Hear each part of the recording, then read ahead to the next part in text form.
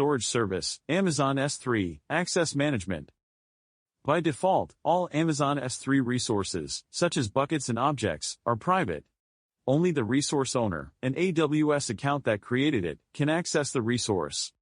The resource owner can optionally grant access permissions to others by writing an access policy. Amazon S3 offers access policy options that can be broadly categorized as resource-based policies and user policies. Resource-based policies are access policies that you attach to your resources, such as buckets and objects. Bucket policies and access control lists, ACLs, are resource-based policies. You can also authenticate certain types of data access using query string authentication and grant temporary access to others with time-limited URLs.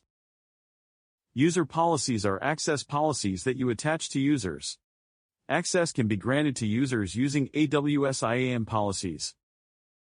You may choose to use resource-based policies, user policies, or some combination of these to manage permissions to your Amazon S3 resources.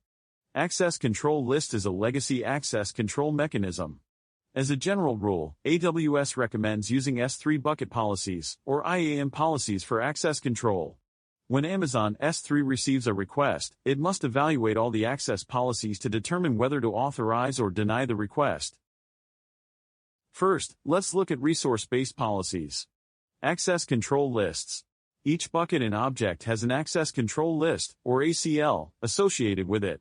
Access control lists use an Amazon S3 specific XML schema. It defines which AWS accounts or groups are granted access and the type of access they have. When you create a bucket or an object, Amazon S3 creates a default ACL that grants the resource owner full control over the resource. You can use access control lists to grant basic read and write permissions to other AWS accounts. Bucket policies, written in JSON, are attached to an S3 bucket. It provides access permissions to the S3 bucket and all objects in it. Here is an example of a S3 bucket policy.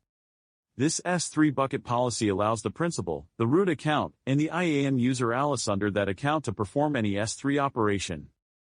The wildcard * character after the S3 in the action statement indicates that all S3 operations are allowed. You can perform S3 operations only on specific resources, as shown in the resource statement. In this case, only the S3 bucket with the name myBucket and all objects in it are allowed. As you can see, you can use the / and * after the bucket name to indicate all objects in the bucket. User policies control who has access to your Amazon S3 resources and is also written in JSON. You can use AWS Identity and Access Management, AWS IAM, to create users, groups, and roles in your account, and attach access policies to grant them access to Amazon S3. Let's look at an IAM policy example. Unlike bucket policies, an IAM policy does not require a principal element because the principal is by default the entity that the IAM policy is attached to. The first part of the policy specifies bucket-level permissions. It allows the list bucket action, so that applications can list all objects in the test bucket.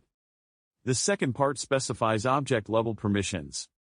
It allows put object, get object, and delete object actions so that applications can write, read, and delete any objects in the test bucket.